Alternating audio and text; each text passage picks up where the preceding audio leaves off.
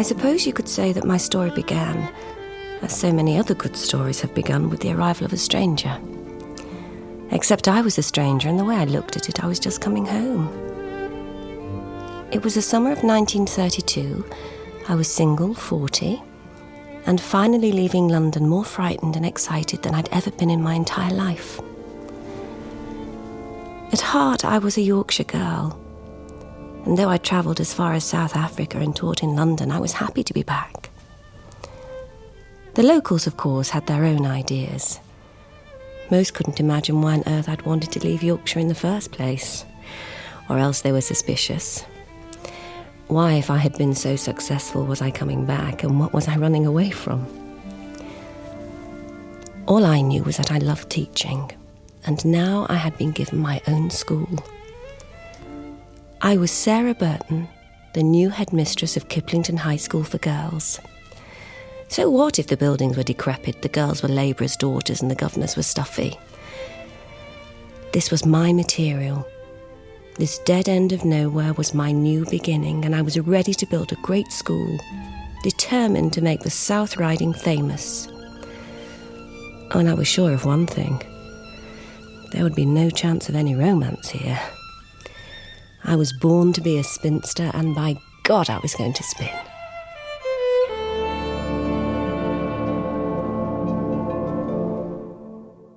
My initial challenge was Mrs. Beddoes. I had met her first at my interview. Now then, Miss Burton, you've had a very interesting life and met some very interesting people. I wonder if you know just what you're in for in a little out-of-the-way town like this. Some people call Kiplington the last town in England, though of course we don't think so. Oh, and neither do I. Do you remember a red-headed blacksmith? Had a shop at Lipton Hunter? Why, yes, of course. They married the district nurse. Well, they were my parents. My mother went into the West Riding. She got work there through the kindness of the schoolmaster in Lipton Hunter. He was splendid to us. It was through him, really, that I got a scholarship. Later on to Barnsley High School and then to Leeds and Oxford. I came back from South Africa when my mother's health failed. She died 5 years ago. So you see, Mrs. Beddoes, I'm certainly no stranger to Kiplington, the place everyone wants to leave. Though, of course, I don't agree. May I ask you, Miss Burton, we had a much better appointment in the South Riding last winter in Flintonbridge. You didn't apply for that, I don't think. Well, no, I didn't think I should get it. Indeed? You see, I am very small and not by birth a lady. My hair is red and I do not look like the sort of person whom most governors want to see reading reports at speech day. Yes, I see. Your headmistress at South London gives you quite remarkable testimonials. Oh, she was far too generous. You were close? She taught me almost everything I know. But she understands why I want to come north again, and she sympathises with my wish to have a school of my own. Of your own? Of which I was headmistress. Mrs. Beddoes was the county's first lady alderman and didn't suffer fools gladly.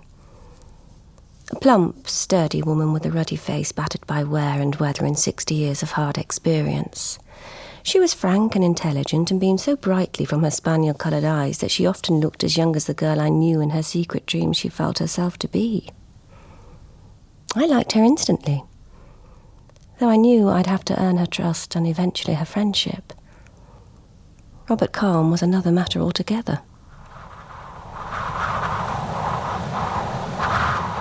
So, you disapprove of our Miss Burton, eh? Not exactly. You voted against her? Yes, I did. But why?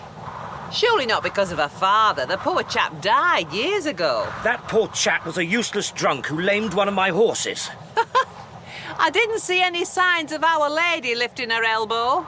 Yeah, a woman's ability to hide her shortcomings never fails to surprise me. You're right.